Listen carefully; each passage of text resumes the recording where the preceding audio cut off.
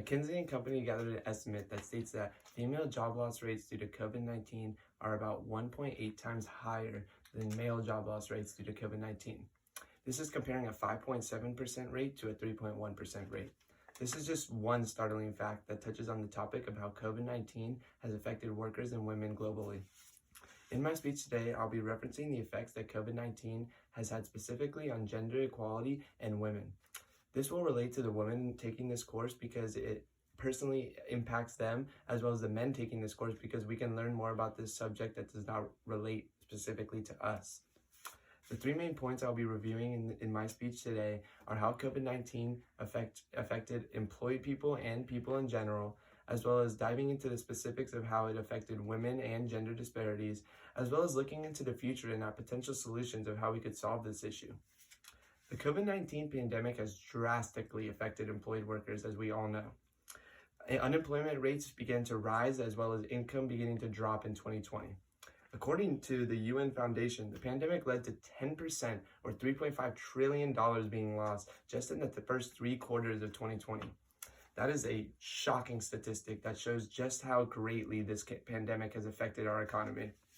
Moving on, in 2020, it was estimated that 71 million people would be pushed into extreme poverty due to the pandemic.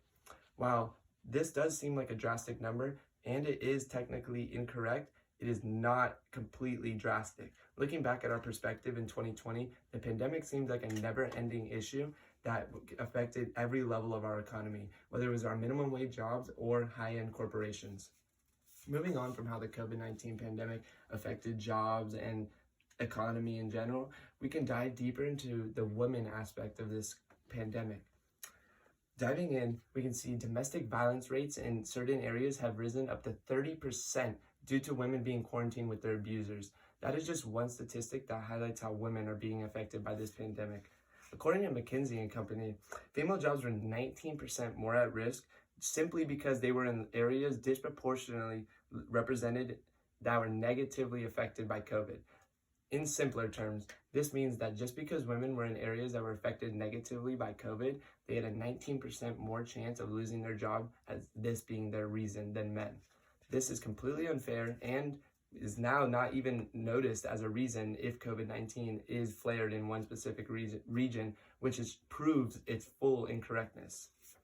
Finally, looking forward into our future, we can begin to implement comprehensive strategies that focus on family planning, education, and wages that could potentially lift up an upward of 150 million women out of poverty by the year of 2030. This estimate was gathered by the UN Foundation that had focused a whole article on looking positive about the effects of the pandemic and how we can move forward from it. I hope my speech today has not only enlightened you about the issues that COVID-19 have brought up and resurfaced, but it has also pushed you to go learn about it more yourself and to maybe stop and prevent further spread of this effect.